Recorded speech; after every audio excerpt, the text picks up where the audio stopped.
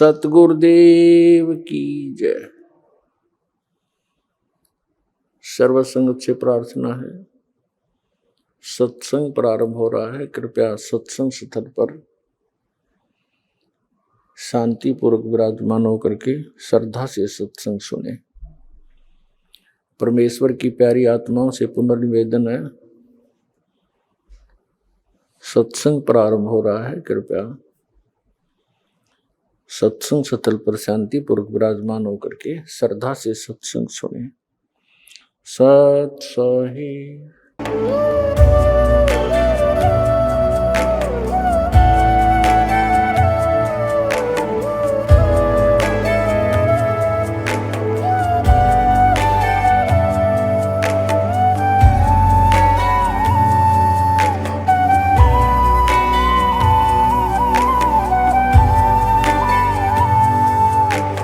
गीता अध्याय 15 के श्लोक 16-17 में 3 प्रभु बताए हैं।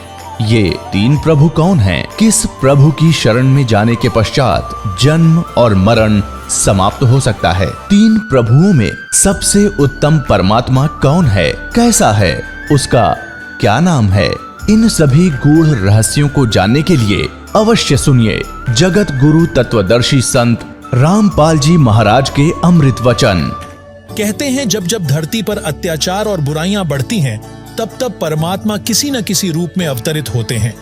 वर्तमान में संत रामपाल जी महाराज एकमात्र ऐसे मसीहा के रूप में सामने आए हैं जिनके बारे में कई भविष्यवाणियां पहले ही हो चुकी थीं। उनका उद्देश्य समाज से दहेज प्रथा, नशा, रिश्वतखोरी, भ्रष्टाचार, जातिवाद और अंधश्रद्धा जैसी बुराइयों को जड़ से समाप्त कर कलयुग में सतयुग जैसे माहौल की स्थापना करना है, जिससे सभी सुखी हो सकें। संत रामपाल जी महाराज ने समाज सुधार के लिए कई महत्वपूर्ण कदम उठाए हैं।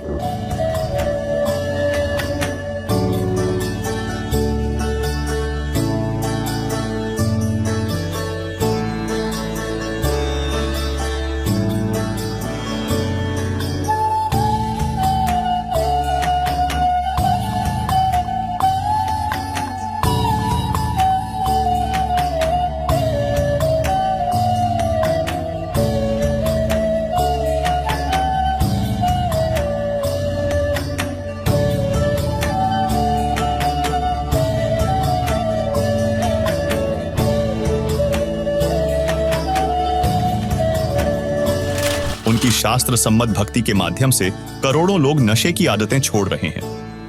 क्या आपने कभी सुना है कि केवल भक्ति के द्वारा इतनी बड़ी संख्या में लोग नशे की लत से मुक्त हुए हों? क्या किसी अन्य संत ने इतने स्पष्ट और प्रभावी ढंग से पाखंडवाद का विरोध किया है जैसे कि संत रामपाल जी महाराज कर रहे हैं? दर्शकों, यह एक अद्वितीय कार्य है जो समाज को एक नई दिशा दे रहा है।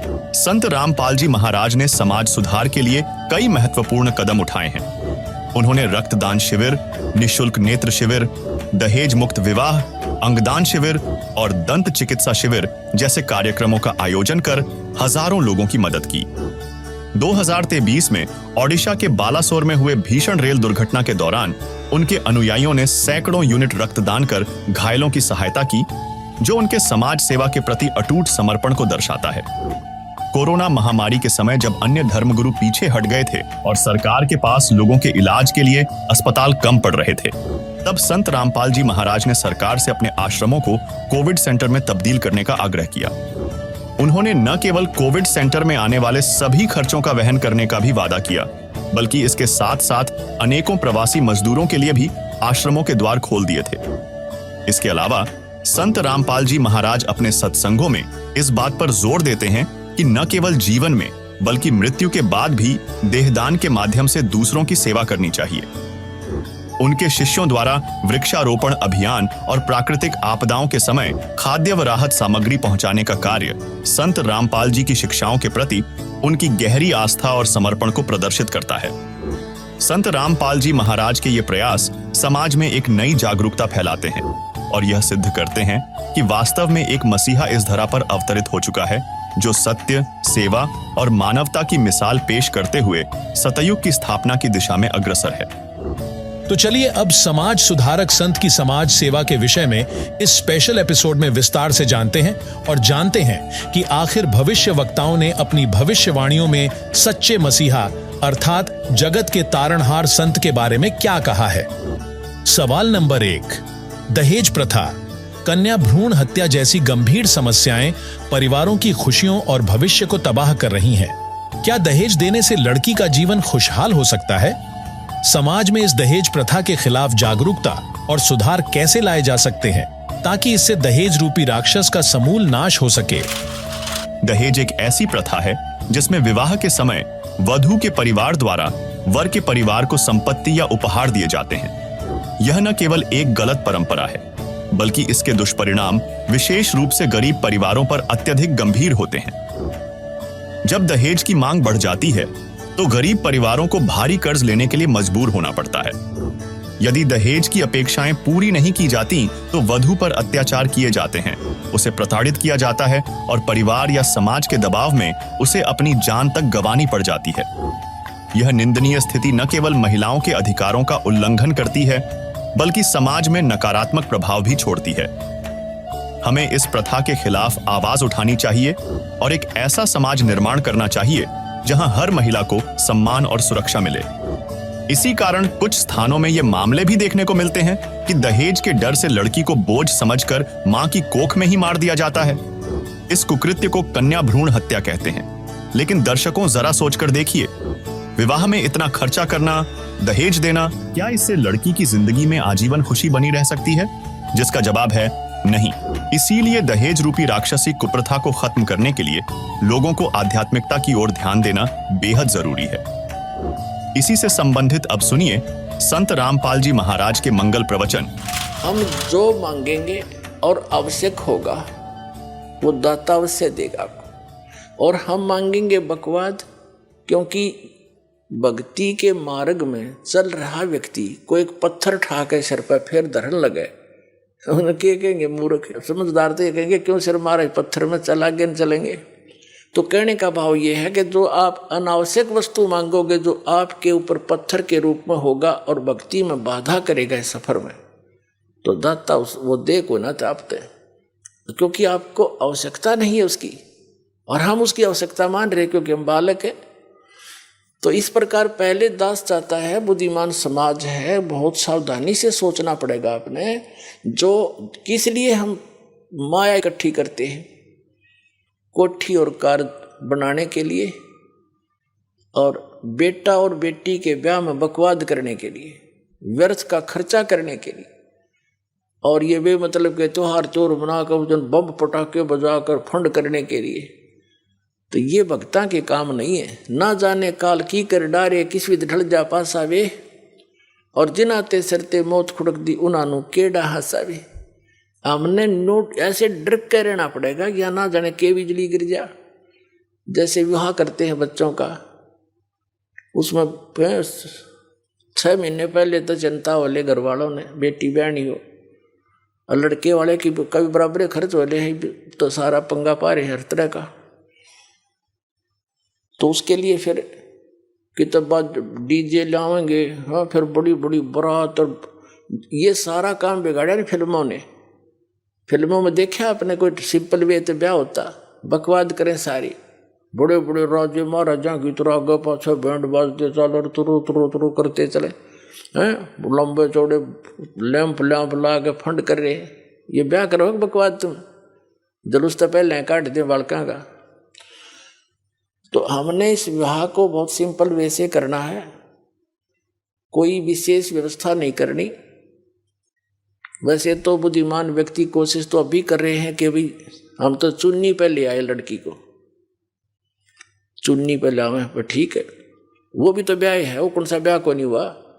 और ये 36 बकवाद करके गाना और बजाना, घुटी लानी, फंड करना, डीजे नाचना, ये बकवाद तो नहीं करनी। ना दहेज देना, हम दहेज देकर अपनी बेटी को कितने दिन सुखी कर सकते हैं, कुछ सोच कर देखो। कर सकते हो सुखी? बेमतलब का वो बकवाद और भागी निकम्मा बालक है, फिर नो लालच करें जहाँ उसने सतावा लड़की न कोर लिया, वो पीवा घुट्टी रो घर ते लाओ, बेचारी रो पीट के घर वाले दें चल बस जाएगा बेटी का बसेगा भगवान ते, और उससे हमने दूर कर रखी तो वो तो फिर कर्म में बसेंगे जिसे उसके है।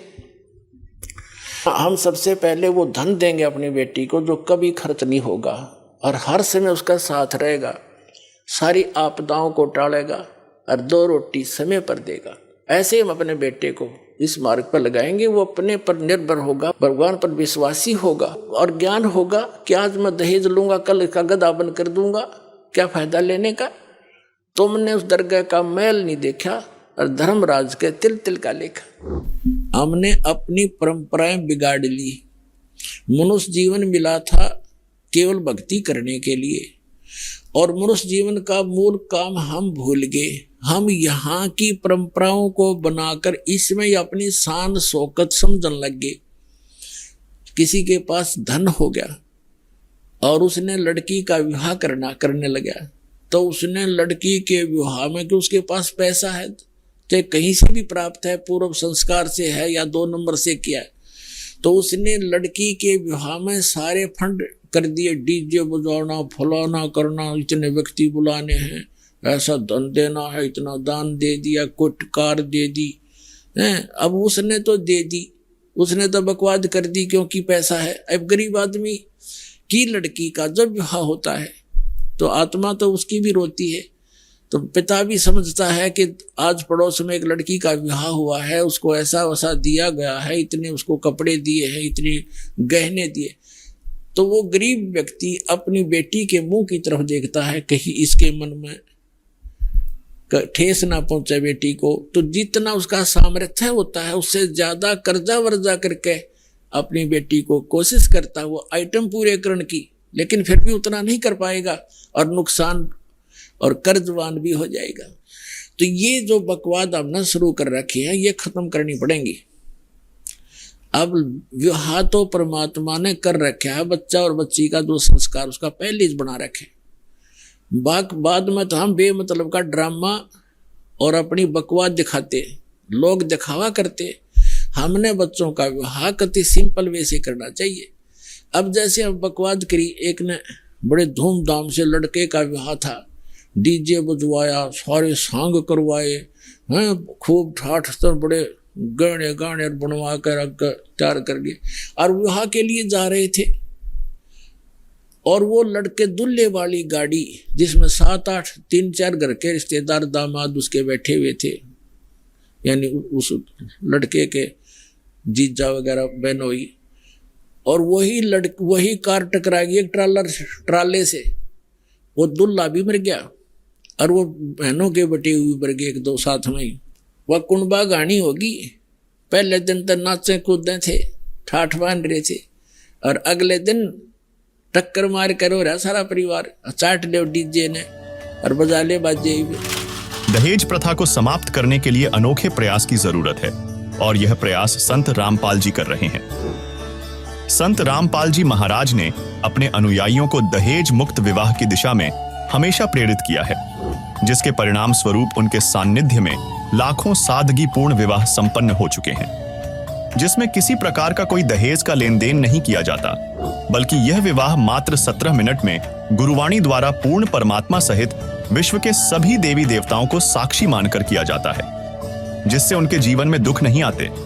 अब देखिए संत रामपाल जी महाराज के सानिध्य में हुए दहेज मुक्त विवाह की यह रिपोर्ट। आप सभी को बता दें कि अभी हम सतलोक आश्रम उर्दन जिला बैतूल मध्य प्रदेश में मौजूद हैं और यहाँ पे संत रामपाल जी महाराज जी के सानिध्य में विशाल समागम का आयोजन किया गया है, जिसका आज द्वितीय दिवस है। और इस द्वितीय दिवस में आज रक्तदान, देहदान और दहेज रहित शादियाँ संपन्न की जा रही है। जैसे कि आप बता दें कि आज के समाज में जहाँ पे लोग साज सज्जा और ताम झाम की बेड़ियों में बंधे हुए हैं, वहीं पे संत रामपाल जी महाराज जी के सानिध्य में बहुत ही अद्भुत समाज तैयार किया जा रहा है, बहुत ही निर्मल समाज तैयार किया जा रहा है। संत रामपाल जी महाराज जी के सानिध्य में चलाए जा रहे दहेज रहित विवाह देश ही नहीं विदेशों में भी चर्चा का विषय बना हुआ है।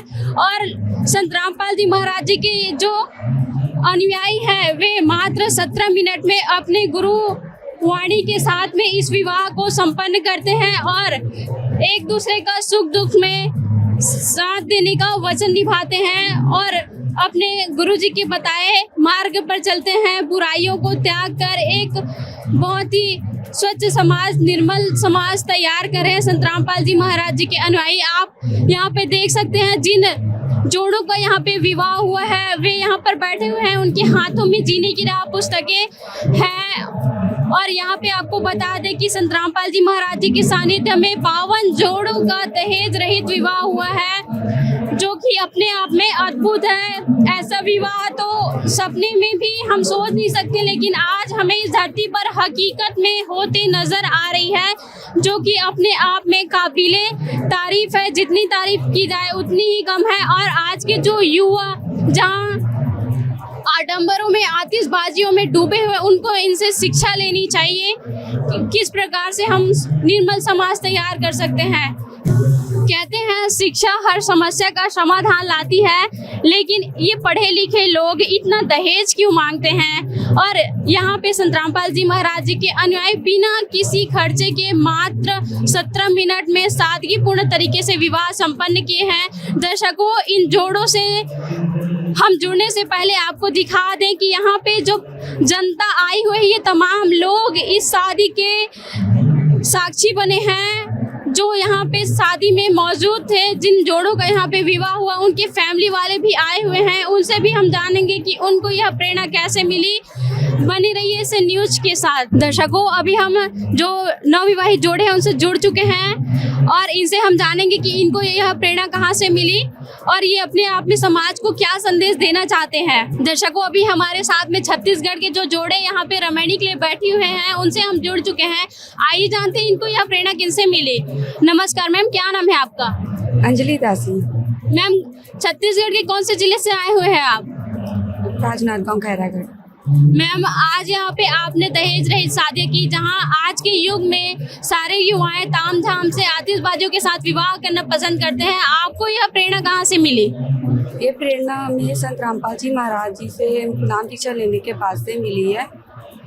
मैम, जैसे हर लड़की के माता पिता उसके जन्म से ही पैसे इकट्ठे करने में लग जाते हैं उसकी शादी के लिए, क्या आपके माता पिता ने भी इस प्रकार की कोई तैयारियां की थी आपकी शादी के लिए? पहले की थी, लेकिन जब संत रामपाल जी महाराज जी से हमें ज्ञान प्राप्त हुआ, तब से मतलब ये हमें शिक्षा मिली है कि ये जो आडंबर हम करते आए हैं पहले से, ये बेफिजूल है, जिससे हमें कोई फ़ायदा नहीं है। जो गरीब परिस्थिति में होकर भी अपने आर्थिक स्थिति को देखते हुए भी लोगों के दबाव से अच्छे से अच्छे शादियाँ करना चाहते हैं, जिनसे उनको कई सारी हानियाँ होती है। कई चीज़ों को लोगों के दिखावे में बेचना पड़ता है। लेकिन संत रामपाल जी महाराज जी ने एक मुहिम चलाई है दहेज मुक्त भारत बनाने का, जिससे हमें ना तो दहेज लेना है ना तो देना है। 17 मिनट 32 सेकेंड में ये रेमेडियाँ होती है, जिससे हम और हमारी पूरी फैमिली संत रामपाल जी महाराज जी का बहुत आभारी है, जिससे हमें ज्ञान प्राप्त हुआ और ये आडंबर रहित दहेज मुक्त रेमेडिया में हुई। बहुत बहुत धन्यवाद मैम। सर साहिब जी। मैम, क्या नाम है आपका? निशा दासी, कहाँ से हैं आप? जिला बालाघाट। क्या करते हैं? I am a civil engineer by profession. Ma'am, आप एक इंजीनियर हैं और आज के डेट में जहाँ लड़कियाँ, पढ़ी लिखी जो लड़कियाँ हैं, तामझाम से शादियाँ करना पसंद करती है, वहीं आपने एक सिंपल वे को चुना, क्यों? Because greed for fame, name and money is destroy the humanity among the people. So Sant Rampal Ji Maharaj is taking the initiative of dowry free marriage. It's called Ramani. It done in a 17 minute. The couple get married in 17 minute by Guru Vani.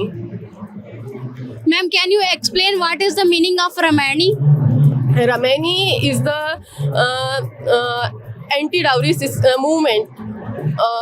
Is based on the discipline and discipline of the Sant Rampal Ji Maharaj, and by his disciples, Sant Rampal Ji Maharaj disciples doing this marriage without any taking dowry, without any accept means not taking or given any type of dowry system. It saves many women's life. Ma'am, सरकार के द्वारा भी दहेज रहित कार्यक्रम चलाया जा रहा है, इसके बारे में आप क्या कहना चाहेंगे? many organizations, many religious sects and government doing this, but it's not helpful to eliminate this type of curse in society. But Ramani is helping to end this dowry system. Thank you ma'am. Thank you. Sir जैसे कि हम सुन रहे हैं कि यहाँ पे दहेज रहित विवाह हुआ है, तो क्या आपने सच में लड़की वालों से कोई दहेज नहीं लिया है? नहीं, हमने लड़की वालों से कोई दहेज नहीं लिया है और हम संत रामपाल जी महाराज से 2014 से जुड़े हुए हैं, है ना। और हमने सब कुछ देखा है कि मतलब 17 मिनट में जो रमैनियाँ होती हैं, मतलब विवाह, है ना, वो देखा है कि कोई भी भगत मतियों से दहेज नहीं लेता है। हमने भी ऐसा कोई नहीं किया है दहेज के। जो युवा शिक्षित युवा आपको देख रहे हैं, उन्हें आप क्या कहना चाहेंगे? मैं यही कहना चाहूँगा कि आप आकर के एक बार देखिए, संत रामपाल जी महाराज के प्रोग्राम देखिए कि दहेज मुक्त जो विवाह होते हैं कैसे होते हैं एक्चुअली में। कैसा है, मार्केट में ऐसा होता है कि नाम पे तो हो जाते हैं लेकिन फिर बाद में प्रताड़ित किया जाता है। लेकिन इधर जो संत रामपाल जी महाराज का जो ज्ञान है, इस पे ऐसा है कि कभी भी मतलब कभी ये चीज़ नहीं होगी कि दहेज से प्रताड़ित किया जाए, है ना। वो ज्ञान है महाराज जी का। सर क्या नाम है आपका? किशोर दास। बहुत बहुत धन्यवाद सर। नाम है आपका? देव प्रकाश। कहाँ से आए हैं? शक्ति जिला से। सर छत्तीसगढ़ से चल के आज आपने यहाँ पे संत रामपाल जी महाराज जी के सानिध्य में दहेज रहित विवाह किया है। अक्सर हम देखते हैं कि संत रामपाल जी महाराज जी के सानिध्य में जो दहेज रहित विवाह किया जाता है वह लोगों के मुख पे सुर्खियों में बना रहता है। आखिर ऐसा करके संत रामपाल जी महाराज का क्या उद्देश्य है, क्या बताना चाहते हैं आखिर जनता को? वो संत रामपाल जी महाराज जी का उद्देश्य है पूरे विश्व को सद्भक्ति देना है और सुखी जीवन जीना है। तो सुखी जीवन हम लोग ऐसे जी सकते हैं जैसे फिजूल के खर्चे नहीं करेंगे। शादी बर ब्याह में शादी में फिजूल के खर्चे करते हैं, इसलिए दुखी होते हैं। सर दहेज नामक कुप्रथा को सरकार भी रोक पाने में असमर्थ है, इसके बारे में आप क्या कहना चाहेंगे? दहेज प्रथा को सरकार तो रोकने में असमर्थ हो गए, लेकिन संत रामपाल जी महाराज जी के ज्ञान से न प्रभावित होकर आज पूरे विश्व दहेज मुक्त शादी कर रहे हैं और खुशी जीवन जी रहे हैं। बहुत बहुत धन्यवाद सर। Thank you. मैम क्या नाम है आपका? रिद्धिदासी। कहाँ से हैं आप? ग्राम बोरगांव, जिला बैतूल, मध्य प्रदेश। मैम आज आपने यहाँ पे बिना किसी रीति रिवाज के दहेज मुक्त विवाह किया है, इसकी प्रेरणा आपको कहाँ से मिली, क्या कहना चाहेंगे? ये प्रेरणा हमें संत रामपाल जी महाराज जी के तत्व ज्ञान से मिली है। गुरुजी बताते हैं अपने सत्संगों में कि ये जो पाखंड करते हैं या आडंबर करते हैं, इससे कुछ नहीं होता है, ये सब व्यर्थ के खर्चे हैं। इससे और जो अपनी आगे की लाइफ है उसमें भी प्रॉब्लम्स ही आती है। तो इसीलिए एक सिंपल तरीके से यहाँ पे रामायणी कराई गई है, बिल्कुल 17 मिनट में हुई है। इसमें ना दहेज लिया गया है और ना ही दिया गया है। तो ये प्रेरणा हमें संत रामपाल जी महाराज जी से मिली है। जो लड़कियां आपको देख रही हैं, उन बहनों को आप क्या मैसेज देना चाहेंगे?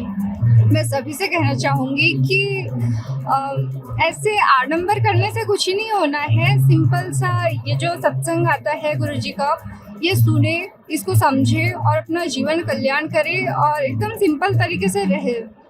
बहुत बहुत धन्यवाद मैम। Thank you. नाम पूर्ति दासी है। कहाँ से हैं आप? गुना से। मैम आज आपने यहाँ पे दहेज रहित विवाह किया है। लोग कहते हैं कि हम बहू नहीं बेटी बना के घर ले आएंगे, लेकिन ऐसा होता ही नहीं है। बाद में बेटियों को दहेज के लिए काफ़ी प्रताड़ित किया जाता है, लेकिन आज यहाँ पे बिना किसी फिजूल खर्च के आप लोगों ने बिना दहेज की शादी की है। इसकी क्या गारंटी है कि आपको आगे चलकर दहेज के लिए प्रताड़ित नहीं किया जाएगा? जी मैम, ऐसा बिल्कुल भी नहीं होगा। हमारे संत रामपाल जी महाराज जी ने एक जो ज्ञान दिया है उसके अनुसार चलकर ही हमने दहेज मुक्त विवाह किया है। उन्होंने ऐसी हमको सीख दी नहीं कि आगे चल के ऐसी नौबत आए। उन्होंने बहुत ही अच्छी और सादा सिंपल तरीके से विवाह करने की सीख दी है और हमेशा उसको वैसे ही खुशहाल जीवन जीने की वो सलाह दी है। इससे मतलब कि कभी भी दुख आ ही नहीं सकता है, क्योंकि वो संत रामपाल जी महाराज जी ने ऐसा ज्ञान ही ऐसा दिया है कि कभी ऐसी नौबत आएगी ही नहीं। मैम क्या आपका भी सपना था कि मेरी शादी अच्छे धूमधाम से हो, बारात आए और मैं वस्त्र पहनूं, गहने पहनूं, ऐसा कोई सपना था आपका? जी नहीं, मेरा ऐसा कोई वो नहीं था। मेरा तो हमेशा से यही सपना था कि मेरी शादी ऐसी हो कि ना तो मैं किसी के ऊपर बोझ बनूं और ना ही खुद को दुखी हो शादी के बाद। कि आज माँ आजकल शादियाँ हो तो रही हैं लेकिन वो माँ बाप को दुखी कर देती है बाद में। आज मैं बहुत खुश हूँ और मेरे माँ बाप को भी बहुत खुशी है मेरी शादी की। सर क्या आपने सच में इनसे कोई दहेज नहीं लिया है? बिल्कुल नहीं। सर इसकी क्या गारंटी आगे चलकर आप लड़की को सुखी से रखेंगे? इसकी ये गारंटी की क्योंकि मैं संत रामपाल जी महाराज के जो ज्ञान है उससे अच्छी तरह के वाकिफ हूँ और उनके द्वारा जो सीख दी गई है यही है कि एक दहेज मुक्त वैवाहिक जीवन जीना है। सवाल नंबर 2, दुनिया में सामाजिक बुराइयों का अंत कैसे होगा और क्या वास्तव में इन्हें जड़ से मिटाया जा सकता है? आज वैश्विक स्तर पर नशा, रिश्वतखोरी, भ्रष्टाचार, दुराचार, लूट-खसोट, अंधविश्वास और पाखंडवाद जैसी बुराइयां तेजी से फैल रही हैं, जो समाज को गंभीर संकट में डाल रही हैं। अब सवाल उठता है कि इन बुराइयों का वास्तविकता में अंत कैसे हो सकता है? दर्शकों, नशे का बढ़ता प्रचलन, जिसमें बीड़ी, सिगरेट, तंबाकू, शराब और अन्य नशीली दवाओं का दुरुपयोग शामिल है, ये बुराइयां समाज के अधिकतर युवा वर्ग को दुर्गति की ओर ले जा रही हैं। इसके अतिरिक्त व्यभिचार, भ्रष्टाचार इत्यादि ऐसी अन्य बुराइयां हैं जो समाज को पूरी तरह से खोखला कर रही हैं। इसके अलावा वर्तमान मनुष्य के आचरण की अगर बात करें तो आत्महत्या की प्रवृत्ति, अश्लील फिल्मों और शो के रूप में गंदा मनोरंजन भी हमारे मानसिक और आध्यात्मिक विकास में बाधा डाल रहे हैं। इसने मानव की सोचने की क्षमता को विकृत कर उन्हें शैतान बना दिया है, अर्थात नैतिकता का पतन धीरे धीरे होता जा रहा है। अगर बात करें समाज में फैले पाखंडवाद की, तो पाखंड पूजा के नाम पर बलि देना, मूर्ति पूजा, अंध श्रद्धा भक्ति ने समाज के नैतिक मूल्यों और मनुष्य जन्म के मुख्य उद्देश्य मोक्ष प्राप्ति को ध्वस्त कर दिया और मानवता के अस्तित्व के लिए एक गंभीर खतरा पैदा कर दिया है। लेकिन अब ये सभी बुराइयां कैसे होंगी समाप्त? सुनिए संत रामपाल जी महाराज के विचार। ऐसा जुल्म फैल गया जनता में, भाई ने भाई देख कर राजी नहीं, प्राण भाई का प्यार नहानी, पैसा पैसा नजर आता है, या बकवादें आती हैं, डीजे, शराब पीना, सरेआम बहन बेटियों के साथ बदतमीजियां होनी। ये समाज बना दिया इन नकली संतों ने। अब इसको सुधारना है, इस तत्व ज्ञान से सुधरेगा, 100% सुधरेगा, क्यों सब दुखी हो चुके। अब एक से एक बढ़िया टेलीविजन बना लिए, दिन रात गाने, फैक्स ये के बोलना एफएम के, और टेलीविजन, इसमें मोबाइल छोटा सा, इसमें पूरी फिल्म 3-3, 4-4, 10-10 घंटे की बकवाद भर के, और सब देख देख कर छक लिए, क्योंकि ये आत्मा की खुराक नहीं और मन की सेटिस्फेक्शन हो ही नहीं सकती, चाहे कितना के में बना ले। आप एक गाना बढ़िया सा चलता है कोई फिल्म में, एक बार तो सब के मुंह पर वही होता है, और हफ्ते पीछे वो कहीं चले तो भी अच्छा ना लगता। तो इस प्रकार एक समय ऐसा आएगा, इन बकवाद सब छक लेंगे, और किसी का कैंसर, किसी का ब्रेन ट्यूमर, किसी के फेफड़े गल गए, किसी का अधर्म मारेगा, किसी को मेंटल हो जाएगा, टेंशन, तो ये सारे की ब्रह्मटी होगी। जब ये भौतिकवाद के परेशान किए हुए फिर आध्यात्मिकवाद को ग्रहण करते हैं, फिर ये सीधे पूछड़ होंगे इनके, जब आएंगे भगवान भी बजेंगे, ब्रह्मटी करवा लेंगे, तो फिर ये समाज सुधरेगा। इस ज्ञान को सुनेंगे, इस आध्यात्मिक, इस तत्व ज्ञान के बिना और कोई भी ज्ञान ऐसा नहीं जो पृथ्वी पर शांति पैदा कर सके या माया से मन हटा सके, और साथ में परमेश्वर पावर हमारे साथ होगी, तब ये मन टेकेगा। तो पुण्यात्माओं, अब काल ने कहा था कि 12 पंथ करूं मैं साजा, और नाम तुम्हारा ले करूं आवाजा। 12 पंथ नाम जो ले ही, वो हमरे मुख आन समोही। जोग जीत बेसक जाओ संसारा, जीव ना माने कहा तुम्हारा।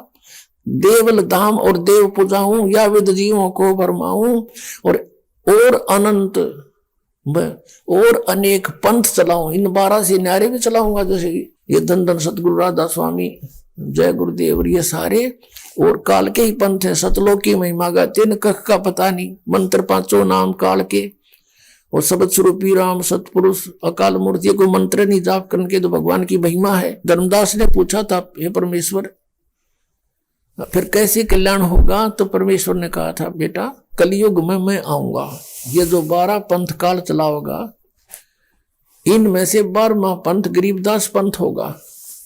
और संवत 1774 हुई ता दिन प्रेम प्रगटे जग सोई। प्रगट हुआ मम वाणी, मेरी वाणी गरीबदास जी के माध्यम से फिर दोबारा प्रकट होगी, मेरी महिमा की वाणी। क्योंकि तब तक ये काल के दूत जो कबीर पंथ में घुसेंगे, ये कबीर सागर को भी कुछ थोड़ा बहुत अपने हिसाब से परिवर्तन करेंगे, मेरी वाणी को ये नाश करेंगे। उसकी पूर्ति के लिए गरीबदास को भेजूंगा। और गरीबदास को भी मना कर दिया था कि नाम आप तो जप करो अपने, लेकिन आगे ये बताना नहीं, लेकिन लिख देना वाणी में। गरीबदास साहिब जी ने कति क्लियर लिख रखा कि ये नाम जाप करो, श्वास से सिमरन करना इसका, ये सतनाम है। अब ऐसा ही हुआ। फिर कहा कि गरीबदास के माध्यम से मेरी वाणी प्रकाश होगी और सच्चाई उसमें लिखवा दी जाएगी। फिर इस गरीबदास पंथ में आगे चल के मैं ही आऊंगा। और कहा था भगवान ने कि उस बार में पंथ में हम ही चल के आवेंगे और 12 पंथ मिटा के एक का पंथ चलावे। अब 3 चरणों में परमात्मा ने कलयुग को बांटा है। इस कलयुग को प्रथम चरण कलयुग निर्याना और जा दिन मगर मांडो में दाना। प्रथम चरण वो होगा कि मैं मगर से सह शरीर जाऊंगा और ये बिचली पीढ़ी और अंत की पीढ़ी कृतघ्नी हो जाएंगे। कलयुग के लोग वो भक्ति नहीं करेंगे, सब मांसाहारी हो जाएंगे। अब ये हजारों वर्षों तक एक बार पूरे विश्व में सतयुग जैसा माहौल होगा। सब बुराई त्यागेंगे, क्योंकि मांस खाना कोई अच्छी बात नहीं है। और शराब पीना ये तो बहुत बुरा, पी के देखो आदमी पशु बन जाता है, ना जाने कहा नंगा पड़ा रहता है, जमीन पर गिर जाता है, मुंह में झाग आते हैं, कुत्ते मूत जाते हैं उनके मुंह में पड़े पड़े गए। ये कोई जीवन है? और तमाकू जिसने गधे भी ना खाते और ये मानस पीवे है, तरह गजब भैया। तो इस तरह ही अपने आप हेट होएगी। जैसे अब बुराई घर करी है सहज सहज, पहले हमारे पूर्वज विकारी नहीं थे, अब देखा देखी आग लग गई। ऐसे ही हम समाज को धीरे धीरे हटते हटते बुराइयों से और कति नाश कर देंगे सब बुराइयों का। बिल्कुल होगा, गारंटीड बात होगा। पैसे की हमने जरूरत किस लिए है?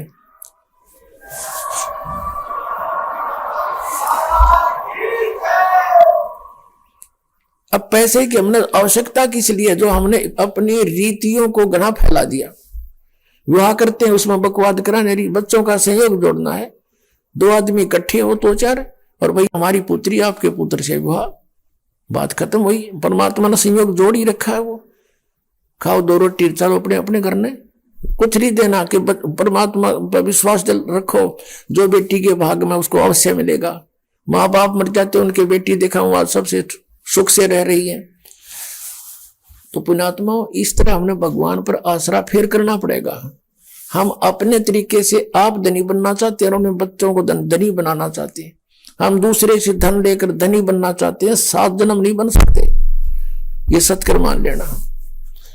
हम परमात्मा की भक्ति ऐसी करेंगे जो हमें हमारी किस्मत से अधिक भी देगा, अगर आवश्यकता होगी तो। वो परमात्मा मिल गया हमने। इसलिए भगवान को खोजा करते थे। जब हम अपना प्रयत्न करके थक लेते, मेहनत मजदूरी बिजनेस, और उसमें घाटा होता तो हम भगवान को खोजा करते थे। वो ऐसी शक्ति है हमारे इन घाटिया ने पूरी कर दे। अब वो भगवान हमने सीधा ही मिल गया। अब हमने क्या जरूरत है कहीं और उठ पटांग काम करने की? और भक्ति की स्थिति को बनाए रखने के लिए, परमात्मा में आस्था बनाए रखने के लिए परमात्मा कुछ समय आते रहते हैं। कुछ समय कहीं रह जाते हैं, कुछ समय कहीं रह जाते हैं। उस क्षेत्र में फिर भक्ति पनप जाती है, मालिक की आस्था बनी रहती है। और ये भगवान जो ब्रह्म है, ये काल ये चाहता है कि ये जीव नास्तिक हो जाए। इनको ऐसी साधना दी जाए जो साधना करते करते थक जाए, इन पर आपत्तियां आती रहें, ये नास्तिक हो जाए, भगवान को भूल जाए। वर्तमान में ये सभी पंथ जो राधा स्वामी पंथ, धन धन सतगुरु, सच्चा सौदा, डेरा सिरसा वाला, जगमाल वाली आड़ा, एक गंगुआ में लठगाड़ी रखा 600 मस्ताना, एक जय गुरुदेव, एक दिल्ली में कृपाल आश्रम, और ये हंसा देश वाले सतपाल जी, और ये जिसने बाल योगेश्वर कहे, ये सारे काल के दूत हैं। इनके पास भक्ति नहीं, और इनकी ऐसी दुर्गति हो रही है, इनके अनुयायियों की भी। और फिर ये क्या कहते हैं, भाई कर्म का दंड तो भोगना ही पड़ेगा। ये क्या कहते हैं कि जो प्रारब्ध में कर्म लिखा है वो तो भोगना ही पड़ेगा।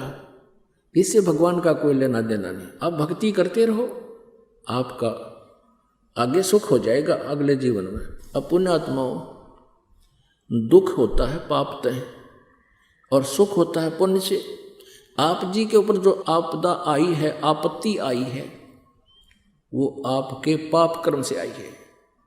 और कोई ये कहे कि ये तो तूने भोगना ही पड़ेगा, आगे भक्ति कर ले। अरे भले आदमी हो, किसी के पैर में कांटा लग गया हो और उसको पीड़ा हो रही है और कांटा दिखाई ना देता हो और वो कहे कि मुझे बहुत पीड़ा हो रही है, कोई व्यक्ति उसके पैर को देखकर बताए कि तुझे कांटा लग गया है जिस कारण से तुम्हें ये पीड़ा हो रही है।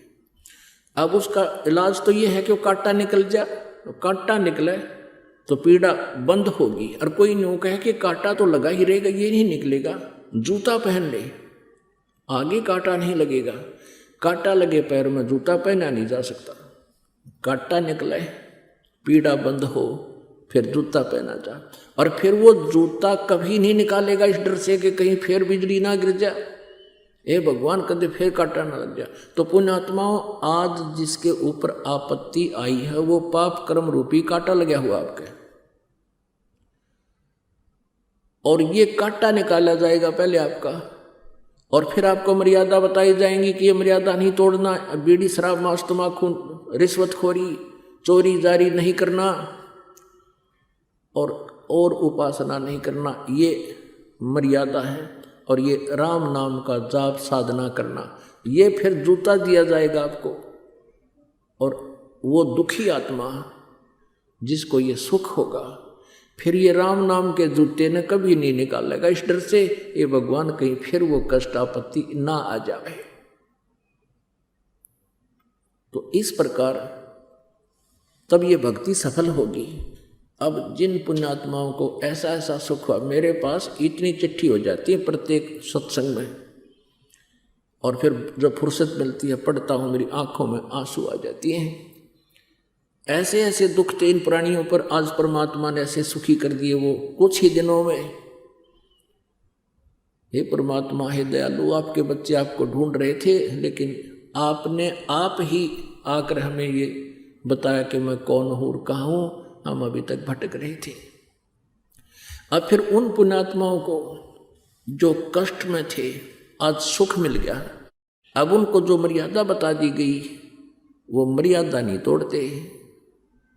उनको जरा सा भी किसी कारण से, जैसे एक बहन मेहंदी ला के आएगी और हमने उसको कहा भी ये नहीं लानी चाहिए थी, नो बोले जी दोनों कान पकड़ लिए, पता नहीं था मुझे, आगे नहीं लगाऊंगी, बिल्कुल नहीं लगाई। फिर बोल कभी तो किस लिए लगाएंगे, ये ड्रामाबाजी किस लिए कर रहे हैं परमात्मा। जैसे नानक साहिब जी कहते हैं, ना जाने काल की कर डारे किस विध डल जा पासावे, और जिनाते सरते मौत खुड़क दी उन्होंने केड़ा हासावे। अब छोटे छोटे पुण्यात्मा बच्चे भी ये कहते हैं जी मेरा नाम ठीक है, मेरा नाम खंड तो नहीं हो गया। और एक कहता है जी इसने फिल्म देख ली, एक दिन टीवी देख रहा था, इसका नाम खंड हो गया। तो वो कहता है जी फिर कभी नहीं देखूंगा मैं। दूसरा बच्चा कहता है फिर नहीं देखूंगा, और ऐसा ही दृढ़ हो जाता। अब बच्चों को जिस रंग में अब रंग देंगे सदा वो उसी रंग में रंगे रहेंगे। अब हमने किस रंग में रंग दिए, ये फिल्मी गाने देखे हैं डिशों डिशों, और फिर फिल्मी गाने गावे और कमरे में अकेले होते ही बाण भाई नाचे नहरे नहरे, ये बकवाद बर्दी कालना हमारे अंदर। और वो सब अड़ंगा हटा करके ये एक सुचारू जीवन इस पुण्यात्मा को यहाँ दिया जाता है, जीने के लिए कहा जाता है। तो इस प्रकार पुण्यात्माओं एक नया समाज होगा, एक ऋषि समाज बनेगा। अब ये सभी भगवान से डरने वाले हो जाएंगे। आप चोरी करके रिश्वत ले करके आप धनी बनना चाहते हो, सपने में भी नहीं बन सकते।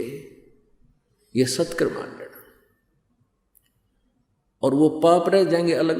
जैसे एक व्यक्ति बता रहा था, अपने आत्मा सत्संग को सुनकर जागृति आती है, आत्मा तड़प उठती है और एकदम सतर्क होती है कि सचमुच हम गलत कर रहे थे। अब जैसा ही परमात्मा का ज्ञान है, इसको सुनकर आत्मा एकदम सचेत हो जाती है। उसको अपने किए हुए कर्मों पर सोचना पड़ता है अब सत्संग में बताया जाता है कि जो तुम्हारे भाग्य में है वही मिलेगा। ये थी आप जी ने 2 नंबर का काम करके, किसी का मिलावट करके, रिश्वत लेकर और 2 पैसे अधिक इकट्ठे कर भी लिए, तो वो पैसे ऐसे स्थान पर लग जाएंगे, या तो कोई बालक बीमार हो जाएगा, या कोई पशु की मृत्यु हो जाएगी, या कोई मुकदमा शुरू हो जाएगा। अब वो पैसा तो रहा नहीं, वो पाप ज्यों के त्यों रह गए। जो आप जी ने वो पाप, जो पैसे इकट्ठे करने में वो पाप किए थे, वो आप न भोगने पड़ेंगे और पैसा रहा नहीं। और परमात्मा का विधान है, जैसा तुमने किया उससे अधिक तुम रख नहीं सकते। और पूर्ण परमेश्वर की शरण में आने से आपके भाग्य में ना होगा तो भी देगा परमात्मा, यदि आपको आवश्यकता होगी। और वाह्यात की डिमांड करोगे तो यहाँ आपकी वो पूरी नहीं होगी, क्योंकि माया आपकी शत्रु है। और आपको परमात्मा उतना अवश्य देगा जितना आपकी रिक्वायरमेंट रहेगी। परमेश्वर जी कहते हैं कि मेरे से इतनी मांगना, साईं इतनी दीजिए, जा मैं कुटुंब समावे, हम भी भूखे ना रहे, अतिथि ना भूखा जावे। इतनी मांग ली ना आपने, सारा कुछ मांग लिया। दर्शकों, संत रामपाल जी महाराज की अद्वितीय आध्यात्मिक शिक्षाएं और उनके प्रयास से नशा, चोरी, जारी, ठगी, रिश्वतखोरी, सामाजिक भेदभाव, अंधविश्वास, पाखंड जैसी सभी बुराइयां समाप्त हो रही हैं। जिससे संबंधित देखिए ये खबर।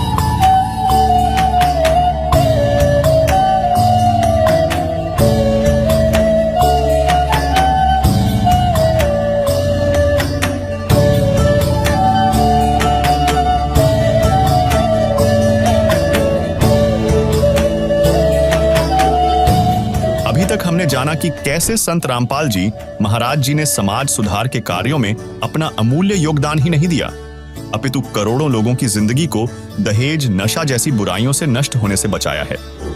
सवाल नंबर 3, संत रामपाल जी महाराज के समाज सुधार के प्रयासों से धरती को स्वर्ग बनाने का उद्देश्य क्या सच में पूरा हो सकता है? क्या कलयुग में सतयुग की स्थापना का सपना, जिसे हर कोई देखता है, वास्तव में साकार हो सकेगा, या यह सिर्फ एक कोरी कल्पना बनकर रह जाएगा? संत रामपाल जी महाराज के प्रयासों से धरती को स्वर्ग बनाने का सपना अब केवल एक कल्पना नहीं, बल्कि साकार होती हकीकत बन रहा है। उनके अनुयायियों की निःस्वार्थ सेवा, सत्संगों के माध्यम से जागरूकता और सच्चा आध्यात्मिक ज्ञान और अंधविश्वासों का खंडन इस बात का प्रमाण है कि कलयुग में सतयुग की स्थापना का यह सपना धीरे धीरे अपनी जड़ें जमा रहा है। क्योंकि पूर्ण संत के वचनों में पूर्ण परमात्मा की आध्यात्मिक शक्ति होती है, जिससे उनका एक भी वचन खाली नहीं जाता। परमात्मा ने कहा है, संत वचन पलटे नहीं, चाहे पलट जाए ब्रह्मांड। यानी संपूर्ण ब्रह्मांड पलट सकता है, लेकिन संत द्वारा बोले गए वचन कभी नहीं बदलते। और वर्तमान समय में पूर्ण संत केवल संत रामपाल जी महाराज हैं, जिनकी शिक्षाओं और तत्वज्ञान से प्रेरित होकर संपूर्ण मानव समाज बुराइयों को शीघ्रता से त्याग कर रहा है। अंत में यह ज्ञान धीरे धीरे संपूर्ण विश्व में फैल जाएगा और फिर पूरा विश्व संत रामपाल जी महाराज जी के तत्वज्ञान को समझकर सभी प्रकार के आडंबरों व बुराइयों को त्याग कर उनसे नाम उपदेश प्राप्त करके एक परमेश्वर कबीर जी की भक्ति करेगा, जिससे धरती पर फिर से सतयुग जैसा माहौल स्थापित हो जाएगा। अब ये पीक टाइम आ गया, ये बिल्कुल गोल्डन चांस है आपका, एक स्वर्ण युग है भक्ति का। इसमें लगभग हजारों वर्षों तक अब ये भक्ति चलेगी। जो पाप आत्मा है नहीं मानेंगे, वो नष्ट हो जाएंगे, मरते जाएंगे, चले जाएंगे, वो तो अपने 84 लाख योनियों में। आगे क्या होगा कि आप जी के घरों में ऐसी संतान आवेंगी जिनके पुण्य कर्म बहुत ही अच्छे होंगे, और कुछ ऐसे प्राणी हैं जो पार हुए नहीं और उनको ये ज्ञान याद रह गया, वो काल के जाल में आए नहीं, और फिर जब यहाँ से चलते हैं जो पुकार करते हैं, भगवान हमारी रक्षा करो, हे भगवान हम तो गलत जगह आ गए, हमसे गलती बन गई, तो उनको परमात्मा सटोक रूप में रख लेता है अपने। यहाँ एक मिनी सतलोक है, एक राजदूत भवन कहते हैं ऐसे, तो वहाँ रख लेता है बीज रूप में सबको। और अब उन पुण्यात्माओं को फिर इस युग, कलयुग के इस पीक टाइम में, इस स्वर्ण युग में अब जन्म देगा। पहले आप जी को तैयार कर रहे हैं उनके आने योग्य, आपके खेत तैयार कर रहे हैं उस बीज को बोने के लिए। तो वो जो आएंगी वहां से स्टॉक जो परमात्मा का पहले का या कुछ यहाँ पर आए हुए हैं, जन्म लिए हुए हैं, तो ये सभी फिर आगे फैलेंगे पृथ्वी पर, और पूरी पृथ्वी पर एक सतयुग जैसा फिर पुनः माहौल होगा। आग लग रही है आजकल, माया माया सारे दिन देख ले, किसी ने किसी ऑफिस में जाकर देख ले, किसी दुकान पर देख ले, किसी कोर्ट कचहरी में देख ले, बस सारा दिन माया की दौड़ लग रही है। और भाई ने भाई देख कर राजी नहीं, बहन भाई का प्यार रहा नहीं, पिता पुत्र का प्रेम नहीं रहा, माया के फिर कोई शराब पीता है, कोई कुछ करता है, कोई बकवाद करता है, सिनेमा देखते। आज मनुष्य का जीवन नहीं रहा मनुष्य वाला। इस ज्ञान से और परमात्मा के समाधान से जीव को इसे सुख देगा मालिक सोच भी नहीं सकते। जो पहले हम सुना करते, द्रौपदी का चीर बढ़ा दिया, पुण्यात्मा समय को नहीं तो 2 घंटे सत्संग और करूँ जब ये सारा लिंक लगे, लेकिन समय आने पर फिर बताएंगे। तो इस प्रकार वो परमात्मा अपनी प्यारी आत्माओं को, अब जैसे क्या होता है कि जैसे ही बाप जी पार हो गए वह हो गए, नहीं होए ना वो फिर स्ट्रोक, या तो स्ट्रोक रूप में रख दिए जाएंगे या फिर काल के हाथ चढ़ जाएंगे। उनमें से ब्रह्मा विष्णु महेश बना होगा, उन्हीं में से मनु जैसे महाराज बना होगा। वो पहले वाले मनु तो 84 लाख यूनियों में पहुंच गए हैं, और उन्हीं में से व्यास बना होगा, उन्हीं में से और पाराशर, ये पूरे पात्र तैयार कर रखे उसने। तो वो धक्के खाते आंडेंगे, अपने पुण्य का नाश कर लेंगे और फिर वो बर्बाद हो जाएंगे। और उन्हीं में से कुछ पुण्यात्मा ऐसी है मालिक, फिर उनको दोबारा कलम चढ़ा होगा, जैसे द्रौपदी को ऐसे आकर के रक्षा की, फिर धीरे धीरे अब उनका मनुष्य जन्म होगा। अभी तक तो नरक में पड़े हुए ये 5 पांडव, ये द्रौपदी वगैरह, तो वो शरण छोड़ करके ऐसे चले गए। फिर भी कहते हैं बेटा बाप से विमुख होई, पूत पिता से विमुख होई, तो भी पिता जान मल धोई। अगर पुत्र पिता से विमुख हो जाता है, यानी पहले विशेषकर पुत्र ही जो है बकवाद करा करते, बेटियां नहीं, ऐसा जैसे आजकल हो जाता गड़बड़ी, तो पुत्र ही पिता से विमुख हो जाता, दारू घुट्टी पीने लग जाता, बदमाशा दौरा बैठने लग जाता, तो पिताजी फिर भी वो कभी भी आकर के माँ पिता के शरण में गिर जाता है, जो गलतियां कर रहा होता है, तो पिताजी उसके सारे दोष माफ कर देता है। तो ऐसे ये परमात्मा इतना कुछ गलती किए हुए हमको फिर भी आकर के संभाल लेता है, कलम चढ़ाता है। तो ऐसे द्रौपदी और अन्य टटेरी आदि जितनी पुण्यात्माएं थी, वो पूर्ण परमात्मा ही उनकी समय समय पर मदद करता है। सवाल नंबर 4, क्या संत रामपाल जी महाराज के विषय में पहले से किसी भविष्य वक्ता ने भविष्यवाणी कर रखी है? क्या उन भविष्यवाणियों में संत रामपाल जी खरे उतरते हैं? जी हाँ, संत रामपाल जी महाराज और इस समय के विषय में विश्व प्रसिद्ध भविष्य वक्ताओं ने भविष्यवाणियां कर रखी हैं, और उन भविष्यवाणियों पर संत रामपाल जी महाराज 100% खरे उतरते हैं। तो चलिए अब हम आपको एक महान संत के विषय में की गई भविष्यवाणियों को जानते हैं, और वे भविष्यवाणियां किस पर सटीक बैठती हैं, यह भी प्रमाण सहित देखते हैं।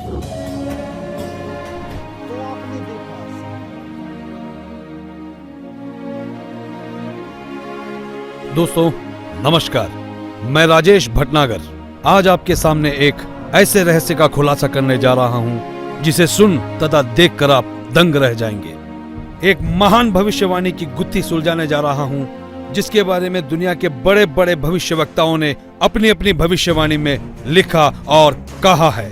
सभी महान भविष्यवक्ताओं की भविष्यवाणी में एक ऐसे महापुरुष के बारे में बताया गया है जो इस विश्व को नया आध्यात्मिक ज्ञान देगा, जिसके विचारों के प्रभाव से तीसरा विश्व युद्ध भी टल जाएगा। मैं जानता हूं कि हर शख्स के दिल और जुबान पर एक ही सवाल है कि वो महापुरुष कौन है, कहां है, कैसे दिखता है, क्या वास्तव में उस महापुरुष ने इस पृथ्वी पर जन्म ले लिया है? दोस्तों, हमारी रिसर्च टीम ने इस रहस्य से पर्दा उठाने का बीड़ा उठाया कि यदि भविष्यवाणियां सत्य है तो वो महापुरुष भी इस पृथ्वी पर अवश्य है। इस रहस्य की गहराई को जानने के लिए हमारी रिसर्च टीम ने कई भविष्यवक्ताओं के सीक्रेट कोड को डीकोड किया, और जो रहस्य उजागर हुआ उसने हमें अचंभित कर दिया। जी हाँ, वो महापुरुष जिसके बारे में सदियों से बातें होते हुई आ रही हैं, वो महापुरुष इस धरती पर आ चुके हैं। यही वो महापुरुष है जिसकी ऊर्जा से अखंड पृथ्वी पर मानवता का उत्थान होगा। भारत से अखंड पृथ्वी का संचालन होगा। विश्व युद्ध भी टलेगा। स्वर्ण युग की शुरुआत होगी और राम राज्य फिर से स्थापित होगा। हिंदुस्तान विश्व धर्मगुरु रूप से जाना जाएगा। दोस्तों, मैं राजेश भटनागर आपको एक अनोखी परिक्रमा पर ले जा रहा हूँ। ये सफर भविष्यवक्ताओं की भविष्यवाणी का है। तो चलो मेरे संग और जानो उस महापुरुष का रहस्य। 15वीं सदी के विश्वविख्यात भविष्यवक्ता मिशेल दी नोस्ट्राडामस ने कई भविष्यवाणियां की और कई बार उनका मजाक भी उड़ाया गया, लेकिन उनकी हर भविष्यवाणी सत्य साबित हुई। चलिए देखते हैं महान भविष्यवक्ता नोस्ट्राडामस की भविष्यवाणी क्या कहती है।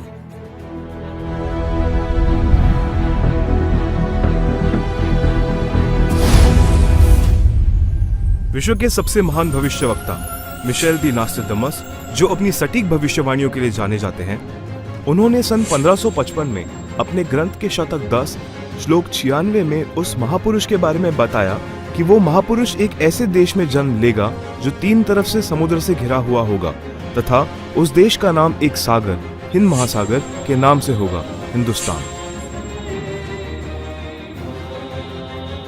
दोस्तों, विश्व में हिंदुस्तान ही ऐसा देश है जो 3 ओर से सागर से घिरा है तथा हिंदुस्तान ही एकमात्र देश है जिसका नाम किसी सागर के नाम से मेल करता है, हिंद महासागर।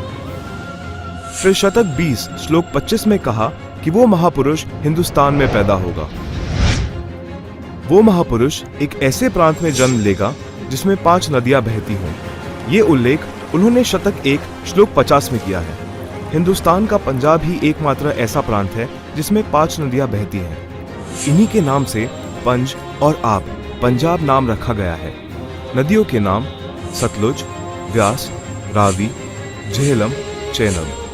नोस्ट्राडामस ने अपने शतक 5 श्लोक 41 में बताया कि उस महापुरुष द ग्रेट शायरन की 4 संतानें होंगी, जिसमें 2 पुत्र और 2 पुत्रियां होंगी। उस महापुरुष के बारे में एक और रहस्य उद्घाटन करते हुए नोस्ट्राडामस ने शतक 5 श्लोक 41 में लिखा है कि उस महापुरुष की माताएं 3 बहनें होंगी। नोस्ट्राडामस ने शतक 6 श्लोक 70 में लिखा है कि मैं छाती ठोक कर कहता हूँ कि वो महापुरुष ऐसा ज्ञान बताएगा जो आज से पहले किसी ने नहीं सुना होगा। उसके ज्ञान को सुनकर सभी विद्वान कहलाने वाले धार्मिक गुरुओं को नतमस्तक होना पड़ेगा। एक बेहद हैरान कर देने वाली भविष्यवाणी नोस्ट्राडामस ने उस महापुरुष को लेकर करते हुए शतक 1 श्लोक 50 में कहा कि उस महापुरुष पर देशद्रोह अथवा राष्ट्रद्रोह समझकर लोग नफरत करेंगे, लेकिन बाद में सच्चाई जानने के बाद उससे बेहद प्रेम करेंगे। उसके द्वारा स्थापित आदर्श और विचारों का बोलबाला हर जगह हो जाएगा। नोस्ट्राडामस ने शतक 20 श्लोक 25 में कहा है कि वह ना तो क्रिश्चियन होगा ना मुसलमान होगा, वो केवल हिंदू ही होगा। शतक 6 श्लोक 70 में नोस्ट्राडामस ने कहा कि वो महापुरुष पूरे विश्व का संचालक होगा, वो महापुरुष विश्व विजेता होगा। शतक 2 श्लोक 79 में बताया है कि वो महापुरुष सर्व समाज से सत्य साधना करवाएगा। वो महापुरुष अपनी सत्य साधना बताएगा तथा इस क्रूर भूमि काल लोक से मुक्त करवाएगा। शतक 1 श्लोक 50 में कहा है कि वो महापुरुष अपने ज्ञान के बल से सब राष्ट्रों को नतमस्तक करेगा और उसके प्रचार को रोकना नामुमकिन होगा। मैं नोस्ट्राडामस आपको स्पष्ट कर दूं कि उस महान संत की उपेक्षा न करें। उस महान संत को आराध्य देव मानकर उसकी पूजा करना आपके लिए बहुत हितकारी होगा, क्योंकि वो आदि पुरुष परमेश्वर का अंश, दुनिया का तारणहार होगा। तो आपने सुना कि दुनिया के महान भविष्यवक्ता नोस्ट्राडामस ने यह स्पष्ट किया कि वो महापुरुष न ईसाई होगा न मुसलमान होगा, निसंदेह वो हिंदू होगा तथा हिंदुस्तान के एक ऐसे प्रांत में जन्म लेगा जहां 5 नदियां बह रही होगी।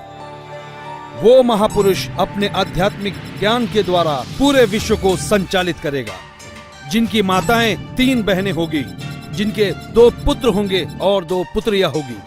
बुरी शक्तियां उस महान संत के प्रचारों को रोकने का प्रयास करेगी। उन पर देशद्रोह का झूठा मुकदमा भी चलाया जाएगा। इतनी सांकेतिक भविष्यवाणियों से एक तस्वीर हमारे सामने स्पष्ट रूप से उभर रही थी। लेकिन हमारी टीम ने अपनी खोज को पुख्ता करने के लिए फ्लोरेंस नाम की उस भविष्यवक्ता के भविष्यवाणियों को भी गहराई से पड़ताल किया। तो देखते हैं महान भविष्यवक्ता फ्लोरेंस की भविष्यवाणी क्या कहती है।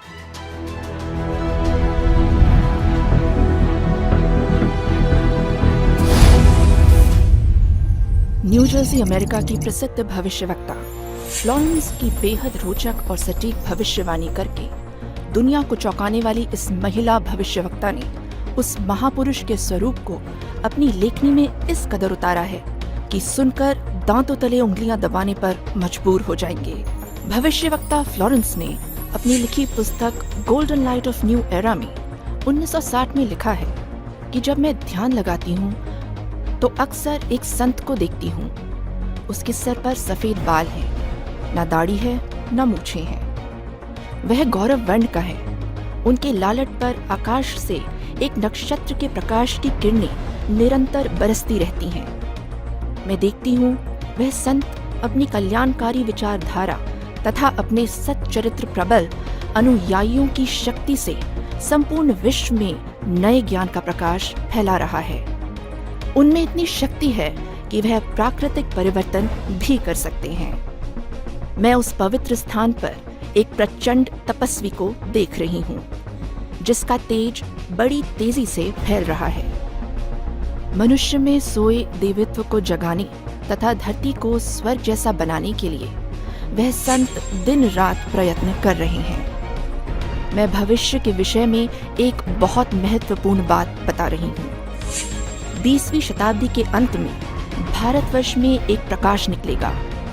यह प्रकाश पूरी दुनिया को उन दैवी शक्तियों के विषय में जानकारी देगा जो अब तक हम सभी के लिए रहस्यमय बनी हुई है। एक दिव्य महापुरुष द्वारा यह प्रकाश पूरे विश्व में फैलेगा। वह सभी को सत्मार्ग पर चलने की प्रेरणा देगा। समस्त दुनिया में एक नई सोच की ज्योति फैलेगी। जब मैं ध्यान अवस्था में होती हूँ तो अक्सर ये दिव्य महापुरुष मुझे दिखाई देते हैं। फ्लोरेंस ने बार बार इस संत या दिव्य पुरुष का जिक्र किया है। साथ ही यह भी बताया है कि उत्तरी भारतवर्ष के एक पवित्र स्थान पर वह मौजूद है। नोस्ट्राडामस की तरह फ्लोरेंस की भविष्यवाणी भी उस महापुरुष की तरफ इशारा कर रही है। लगे हाथों हमारी टीम ने उस महान भविष्यवक्ता की भविष्यवाणी को भी खंगाल डाला, जो अपने सटीक भविष्यवाणी की वजह से चर्चा में रहे हैं। तो आइए देखते हैं इंग्लैंड के महान भविष्यवक्ता कीरो का क्या कहना है।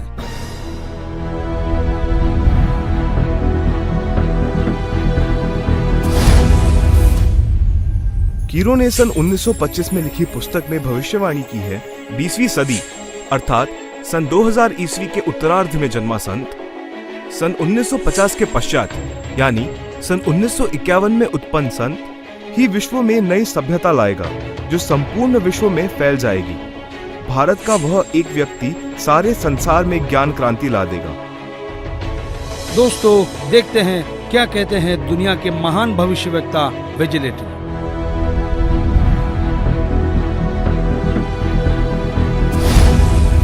भविष्यवक्ता श्री वेजिलेटिन के अनुसार 20वीं सदी के उत्तरार्ध में सन 1950 के पश्चात विश्व में आपसी प्रेम का अभाव, मानवता का ह्रास, माया संग्रह की दौड़, लूट व राजनेताओं का अन्याय हो जाना आदि आदि बहुत से उत्पाद देखने को मिलेंगे।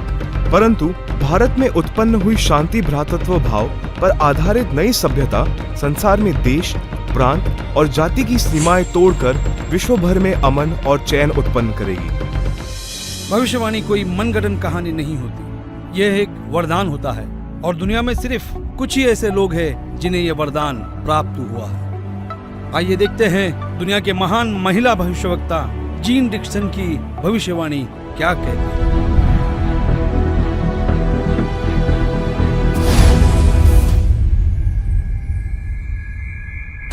अमेरिका की महिला भविष्यवक्ता जीन डिक्सन के अनुसार 20वीं सदी के अंत से पहले विश्व में एक घोर हाहाकार तथा मानवता का संहार होगा। वैचारिक युद्ध के बाद आध्यात्मिकता पर आधारित एक नई सभ्यता संभवतः भारत के ग्रामीण परिवार के व्यक्ति के नेतृत्व में जमेगी और संसार युद्ध को सदा सदा के लिए विदा कर देगी। अमेरिका आज के युग का सबसे शक्तिशाली और विशाल देश माना जाता है। अमेरिका के विद्यालय और शिक्षा दुनिया भर में मशहूर है। संशोधन का केंद्र है अमेरिका। आइए देखते हैं अमेरिका के महान भविष्यवक्ता एंडरसन की भविष्यवाणी क्या कहती है।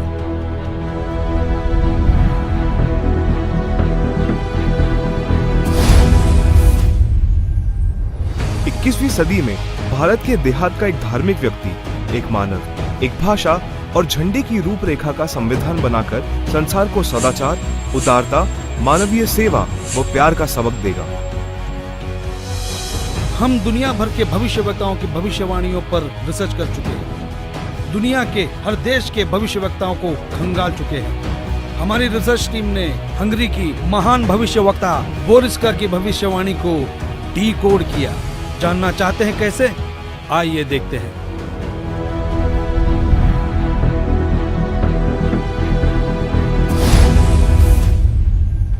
हंगरी की महिला ज्योतिषी बोरिस्का के अनुसार इस आध्यात्मिक व्यक्ति के बड़ी संख्या में छोटे छोटे लोग ही अनुयायी बनकर भौतिकवाद को आध्यात्मिकता से बदल देंगे। फ्रांस एक ऐसा देश है जिसने दुनिया में एक नई क्रांति लेकर आया है। फ्रांस की भविष्यवक्ताओं की भविष्यवाणी जैसे पत्थर पर खींची एक लकीर है। हमारी रिसर्च टीम ने फ्रांस के प्रसिद्ध भविष्यवक्ता डॉक्टर जुवेलन की भविष्यवाणी को जानने की कोशिश की। आइए देखते हैं हमें क्या मिला है।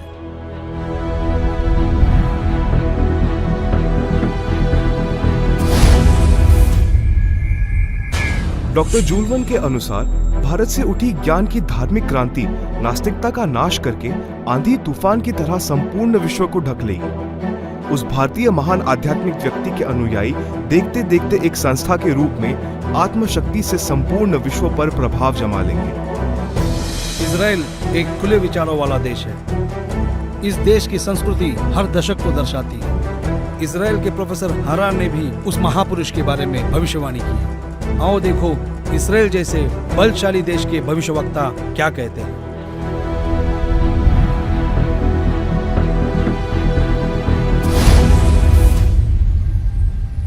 इजराइल के प्रोफेसर हरार के अनुसार भारत देश का एक दिव्य महापुरुष मानवतावादी विचारों से आध्यात्मिक क्रांति की जड़ें मजबूत कर देगा व सारे विश्व को अपने विचार सुनने को बाध्य होना पड़ेगा।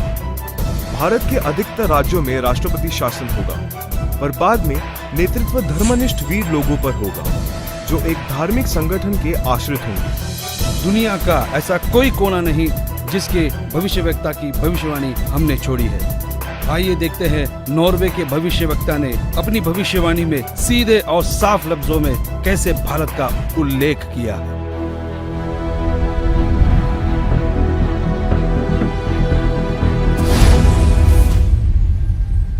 नॉर्वे के श्री आंदाचार्य की भविष्यवाणी के अनुसार एक शक्तिशाली धार्मिक संस्था भारत में प्रकाश लाएगी, जिसके स्वामी एक गृहस्थ व्यक्ति की आचार संहिता पर पालन संपूर्ण विश्व करेगा। धीरे धीरे भारत औद्योगिक, धार्मिक और आर्थिक दृष्टि से विश्व का नेतृत्व करेगा और उसका विज्ञान, आध्यात्मिक तत्व ज्ञान ही पूरे विश्व को मान्य होगा। सिखों के महान गुरु श्री गुरु नानक जी किसी परिचय के मोहताज नहीं है। हमने उनकी भविष्यवाणी को पढ़ा और जानने की कोशिश की तो हम हैरान रह गए।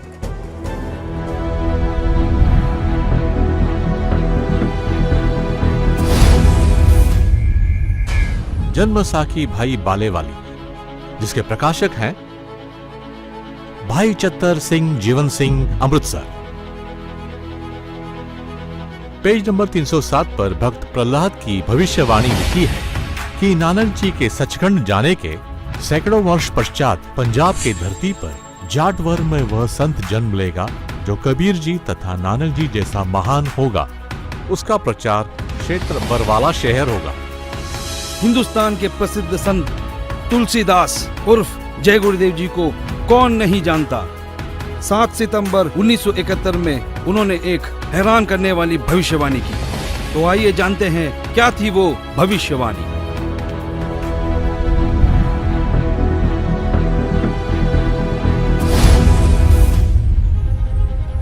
हिंदुस्तान के प्रसिद्ध संत श्री तुलसीदास जी उर्फ जय गुरुदेव को हर कोई जानता है, जिनका बहुत बड़ा आश्रम मथुरा में स्थापित है। उन्होंने 7 सितंबर 1971 में भविष्यवाणी की थी, जो अपनी पत्रिका शाकाहारी पत्रिका में पेज नंबर 50 में लिखा है कि वो अवतार जिसकी लोग प्रतीक्षा कर रहे हैं वो 20 वर्ष का हो चुका है। यदि उसका पता बता दूं तो लोग उसके पीछे पड़ जाएंगे। अभी ऊपर से बताने का आदेश नहीं हो रहा है, मैं समय का इंतजार कर रहा हूँ। सभी महापुरुषों ने समय का इंतजार किया है और समय आने पर सबको सब कुछ मालूम हो जाएगा। एक और भविष्यवाणी मथुरा शहर के जय गुरुदेव पंथ के प्रवर्तक श्री तुलसीदास जी द्वारा 28 अगस्त सन 1971 को की गई थी, जो शाकाहारी पत्रिका पृष्ठ 59 में लिखा है कि महापुरुष का जन्म भारतवर्ष के एक छोटे से गांव में हो चुका है और वो व्यक्ति मानव इतिहास का सबसे महत्वपूर्ण व्यक्ति बनेगा। उसे जनता का इतना बड़ा समर्थन प्राप्त होगा कि आज तक किसी को नहीं मिला है। वो महापुरुष नए सिरे से विधान को बनाएगा और वो विश्व के संपूर्ण देशों पर लागू होगा। उसका एक झंडा होगा, उसकी एक भाषा होगी। शाकाहारी पत्रिका का उपरोक्त वर्णन पुस्तक जय गुरुदेव की अमर वाणी भाग 2 के पृष्ठ 50 तथा 59 पर लिखा है, जिसकी लेखिका है दिव्या शर्मा तथा मृदक है अर्जुन प्रिंटिंग प्रेस, पुराना बस स्टैंड, मथुरा। महान भविष्यवक्ताओं की भविष्यवाणी को हमने आप तक सरल शब्दों में पहुंचाया।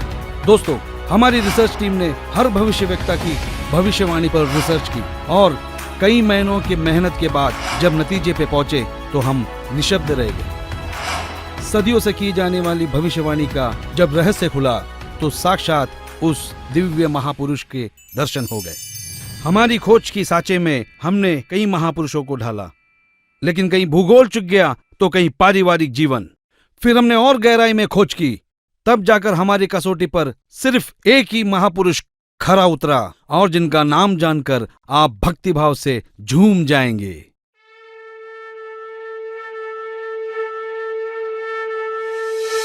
जी हाँ, जगत गुरु तत्वदर्शी संत रामपाल जी महाराज ही वो महापुरुष है जो इस पृथ्वी और मानवता का उद्धार करने के लिए हिंदुस्तान में जन्मे हैं। जगत गुरु तत्वदर्शी संत रामपाल जी महाराज ही वो महापुरुष है जिनके बारे में दुनिया भर के भविष्यवक्ता अपनी भविष्यवाणियों में कहते आए हैं। जी हाँ, संत रामपाल जी ही वो महापुरुष है जिनके 2 पुत्र और 2 पुत्रियां हैं और उनकी माताएं 3 बहनें हैं। वो महापुरुष संत रामपाल जी महाराज ही है जिनका जन्म 8 सितंबर 1951 में पंजाब प्रांत में हुआ। सन 1966 में हरियाणा प्रांत पंजाब से अलग हुआ था।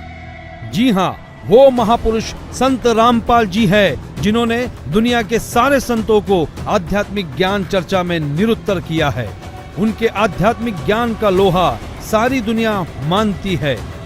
संत रामपाल दास जी का जन्म 8 सितंबर 1951 को छोटे से गांव धनाना, जिला सोनीपत में, उस समय पंजाब प्रांत वर्तमान में हरियाणा में हुआ है, जो 7 सितंबर 1971 में 20 वर्ष के होने वाले वो महापुरुष कोई और नहीं, संत रामपाल जी महाराज है। अपने ज्ञान के बूते संसार को हैरान करने वाले वो महापुरुष संत रामपाल जी महाराज है। देशद्रोह का झूठा मुकदमा जिन पर लगा है वो कोई और नहीं, संत रामपाल जी ही है, जिनके सिर पर सफेद बाल है और न दाढ़ी और न मूछ है। वो संत रामपाल जी ही है। दुनिया से सारी बुराइयों को खत्म करने वाले कोई और नहीं, वो संत रामपाल जी ही है। संत रामपाल जी ने दैवीय शक्तियों का ज्ञान दिया जो आज तक संसार के लिए रहस्य बनी हुई थी कि गीता अध्याय 18 श्लोक 62 में गीता ज्ञान बोलने वाला अपने से अन्य किस परमेश्वर की शरण में जाने को कह रहा है। अर्जुन ने गीता अध्याय 8 श्लोक 1 में पूछा कि आपने गीता अध्याय 7 श्लोक 29 में जिस तत्व ब्रह्म के विषय में बताया है वह कौन है? उसके उत्तर 8वें अध्याय के श्लोक 3 में दिया है। कहा है कि वह परम अक्षर ब्रह्म है, जिसके विषय में संत रामपाल जी ने संपूर्ण ज्ञान अपने सत्संगों में दिया है। अधिक जानकारी के लिए पढ़े पुस्तक ज्ञान गंगा, गीता तेरा ज्ञान अमृत, जीने की राह, अंधश्रद्धा भक्ति, खतरा ए जान। www.jagatgururampalji.org से निःशुल्क डाउनलोड करके अपनी शंका का समाधान करें तथा अपना जीवन धन्य बनाए।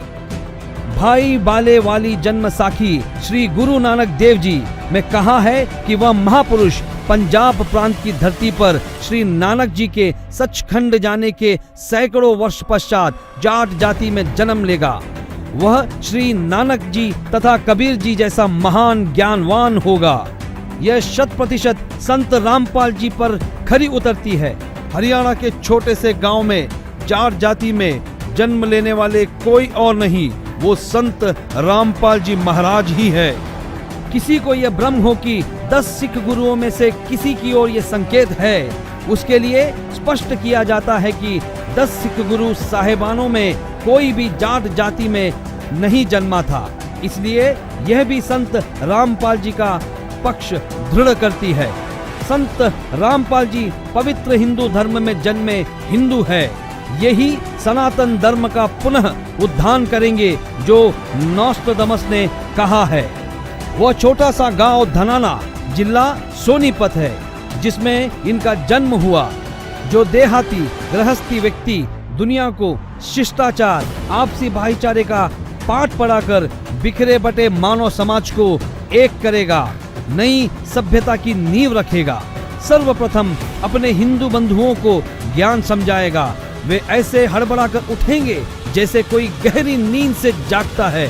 भारत के देहात से उठी आध्यात्मिक क्रांति नास्तिकता का नाश करके आंधी की तरह पूरे विश्व को ढक लेगी।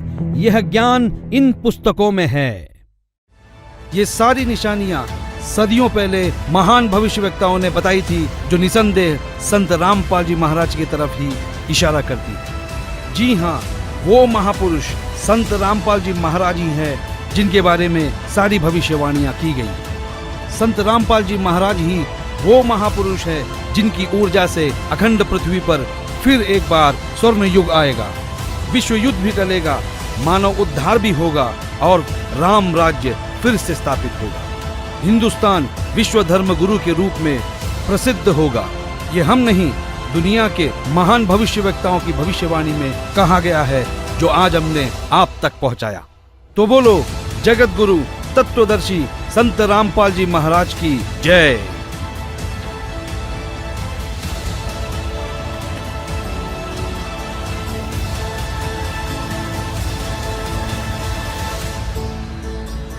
तो दर्शकों, आप सभी से निवेदन है कि पूर्ण संत सतगुरु रामपाल जी महाराज द्वारा किए जा रहे अद्वितीय समाज सुधार के कार्यों में आप भी शामिल हों और उनके द्वारा बताई गई सही भक्ति विधि अपनाकर अपने अमूल्य मानव जीवन का कल्याण करवाएं। आइए अब हम उन श्रद्धालुओं के अनुभव जानते हैं जो जगत गुरु तत्वदर्शी संत रामपाल जी महाराज जी से दीक्षा प्राप्त कर चुके हैं तथा उनके द्वारा बताए गए भक्ति मार्ग पर चल रहे हैं। नमस्कार सर। नमस्कार सर जी। सर क्या नाम है आपका? सर जी मेरा नाम तरुण दास है। तरुण जी आप कहाँ से हैं? सर जी मैं ग्राम इटार, तहसील खैरागढ़, जिला राजनांदगांव, छत्तीसगढ़ से हूँ। तरुण जी क्या काम करते हैं आप? सर जी मैं ग्राम पंचायत सचिव हूँ। तरुण जी संत रामपाल जी महाराज से नाम दीक्षा लेने से पहले आप क्या भक्ति साधनाएं करते थे? सर जी मैं सदगुरु रामपाल जी महाराज जी की शरण में आने से पहले दामाखेड़ा पंथ से जुड़ा हुआ था और उसके साथ ही साथ मैं तंत्र मंत्र जादू टोना से प्रभावित होने के कारण हनुमान जी की भी साधना किया करता था और हफ्ते में 2-2 3-3 उपवास रहा करता था।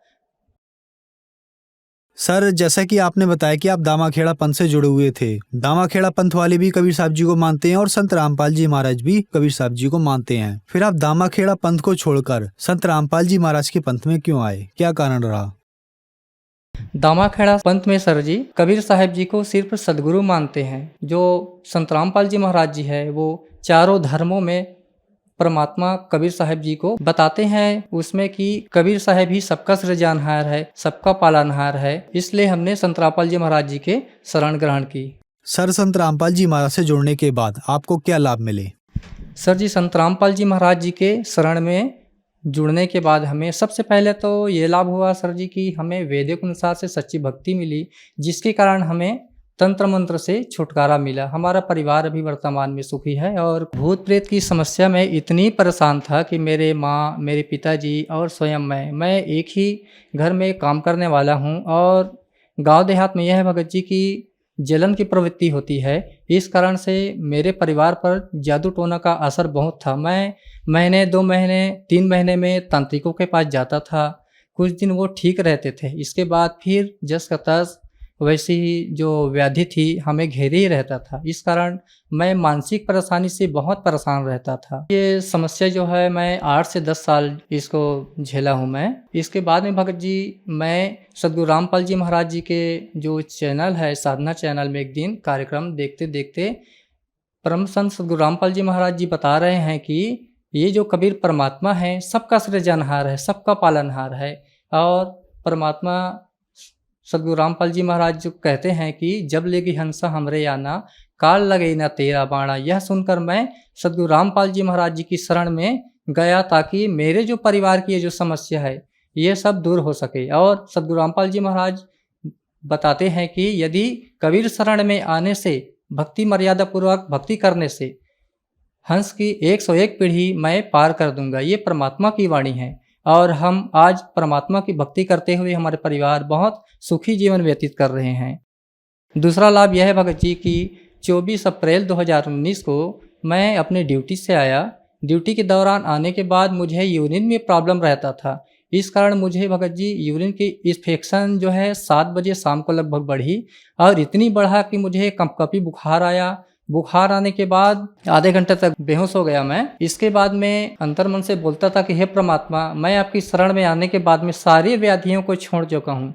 मैं ड्यूटी के दौरान ना किसी से रिश्वत लेता हूँ, ना मैं प्रशासन की जो है पैसे की चोरी करता हूँ और बहुत सारी जो व्याधियाँ हैं उसको छोड़ चुका हूँ। हे परमात्मा, आप तो दीन दयाल हो, मेरी रक्षा करो।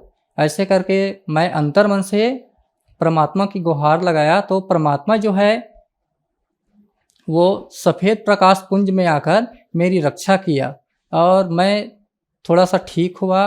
ठीक होने के बाद में मुझे लगा कि मैं अब थोड़ा सा ठीक हो रहा हूँ। जाके मैं परमात्मा के चरणों में दंडवत प्रणाम किया और अमृत जल पीने के बाद में भगत जी मेरी जो स्थिति है उसमें सुधार आया। अगला लाभ है भगत जी, मेरे जो पिताजी है वो वृद्धावस्था में हैं, लगभग उनकी उम्र है 78 ईयर। और वो एक दिन अपनी कुर्सी में बैठा हुआ था और अचानक से उसको पैरालिसिस जैसा हो गया, वो कुर्सी से गिर गया। तो मेरी जो भगतमती है उसे परमात्मा की शरण में ले जाकर दंडवत कराया, उसके बाद अमृत जल पिलाया। अमृत जल पिलाने ही मात्र से वो तुरंत उसको राहत मिला। फिर उसको हम जो प्राथमिक उपचार थे वो किए, लेकिन आज वो बीपी की दवाई से मुक्त है, बिना दवाई खाए अच्छे हैं वो संत रामपाल जी महाराज जी की दया से। और अगला लाभ जो यह है भगत जी की हमारे गांव में पानी की समस्या बहुत रहती है। तो हमारे आसपास वाले लोग जो है बहुत जो गहरे हैं वो बोर खनवाते हैं 280-300 के आसपास। लेकिन हमने संत रामपाल जी महाराज जी से प्रार्थना लगाई कि गुरुजी हमें पानी की तकलीफ बहुत है और हमें बोर खनाने की आवश्यकता है। तो परमात्मा ने आदेश दिया कि बेटा आप बोर खनन करवा सकते हो। तो भगत जी मेरी जो घर में जो पानी है वो 60 फीट से शुरू हो गया भगत जी और परमात्मा की दया से बहुत अच्छा पानी मिला है हमको। और अगला लाभ यह है भगत जी कि मैं जो जॉब में हूँ वहाँ रिश्वतखोरी, चोरी ये बहुत ज़्यादा मतलब भरा हुआ है भगत जी। तो इसमें से परमात्मा जी के पास मैंने अरदास लगाया कि परमात्मा जो मैं विभाग में हूँ, पंचायत विभाग में, यहाँ बिना रिश्वत लिए, कमीशन लिए लोग काम नहीं करते। तो परमात्मा बोले कि बेटा आप किसी से कुछ मत लो, आप अपने लिए मत लो, जो कर रहा है वो भरेंगे। तो मैं भगत जी 2015 से रिश्वत लेना, चोरी करना ये सब बंद कर दिया हूँ। मैं पहले भी वैसा नहीं लेता था लेकिन कोई दे देते थे, इस कारण से मैं परेशान रहता था। सदगुरु रामपाल जी महाराज जी कहते हैं कि चोरी करना बेटा एक जहर के कण के समान है। यदि जो कोई चोरी करता है या रिश्वत लेता है लेकर अपने परिवार को खिलाता है, वो अपने परिवार को जहर खिला रहा है। इसलिए बेटा कभी ऐसा काम मत करना। तो सर जी हमने ये सब काम बंद कर दिए हैं और हमारा परिवार जो है आज परमात्मा सदगुरु रामपाल जी महाराज जी की दया से सुखी है। सर, संत रामपाल जी महाराज से नाम दीक्षा लेने के बाद आपको बहुत सारे लाभ मिले। सर, आप एक पढ़े लिखे व्यक्ति हैं और ग्राम सचिव के पद पर कार्यरत हैं। और संत रामपाल जी महाराज के बारे में ये भी कहा जाता है कि उनसे श्रद्धालु अंधश्रद्धा के तहत जुड़ते हैं, तो क्या ये बातें सही हैं? नहीं सर जी, संत रामपाल जी महाराज जी के शरण में जो जाते हैं वो पूरे ज्ञान को समझ के जाते हैं। मैं स्वयं भगत जी सदगुरु रामपाल जी महाराज जी की शरण में आने से पहले कबीर जी को मानते थे, लेकिन मैं एक दिन चैनल में गुरु जी को देखा कि कबीर साहब को तो परमात्मा बता रहे हैं और सभी में प्रमाण दिखा रहे हैं, तो मैं भी पढ़ा लिखा हूँ, अपने वेदों में देखा तो मैं पढ़ लिख के गया हूँ। और जो यहाँ भी आते हैं सदगुरु रामपाल जी महाराज जी की शरण में, पढ़ा लिखा हुआ आदमी आते हैं, मेरी भी पहचान वाले हैं, वकील है, पुलिस है, बटालियन में हैं, ये सब मेरे भाई लोग सब पढ़े लिखे हैं, सभी ग्रंथों में मिलान करते हैं। ये सभी लोग प्रमाण देखकर ही सदगुरु रामपाल जी महाराज जी के शरण में आए हैं।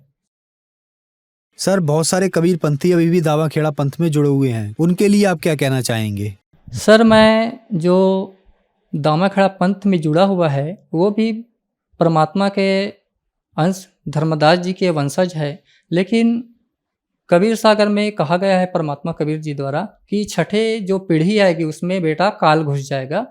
इस कारण से वहाँ के जो कबीर सागर में भी उन लोग तोड़ मड़ोड़ कर दिए हैं। दामा खेड़ा वाले जो लोग हैं सर जी, वेदों के विपरीत, कबीर साहब के वाणी के विपरीत नाच गाना चुंडन मुंडन करवाते हैं। ये सब कबीर साहब जी के वाणी के विपरीत है। परमात्मा कबीर साहब जी कहते हैं, मूड मुड़ाए हरि मिले तो सब कोई ले मुड़ाए, बार बार के मूड़ते भेड़ न बैकुंठ जाए।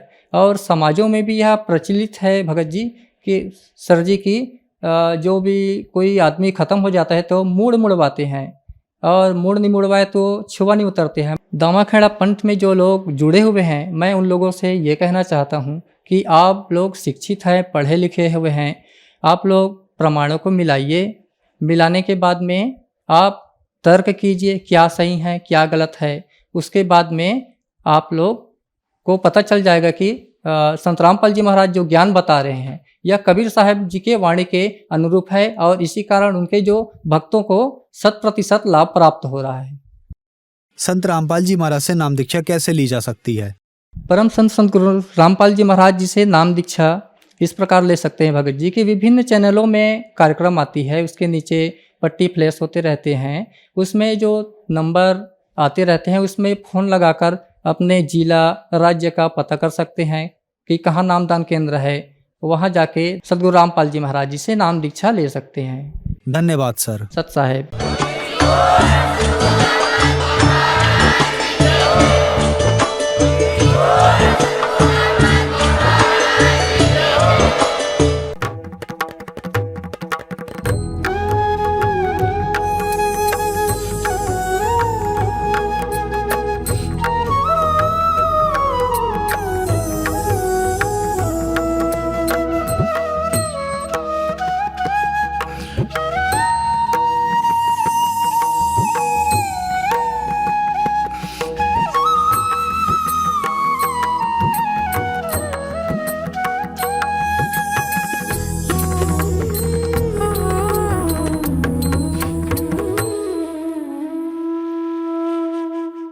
आप सुन रहे थे जगत गुरु तत्वदर्शी संत रामपाल जी महाराज जी के मंगल प्रवचन। अधिक जानकारी के लिए विजिट कीजिए हमारी वेबसाइट www.jagatgururampalji.org। संत रामपाल जी महाराज जी के शुभ आशीर्वाद से पूरे विश्व भर में 500 से भी ज्यादा नाम दीक्षा केंद्र हैं, जिन पर संत रामपाल जी महाराज जी द्वारा ऑनलाइन निशुल्क नाम दीक्षा दी जा रही है। अपने नजदीकी नाम दीक्षा केंद्र का पता करने के लिए संपर्क करें 8222880541।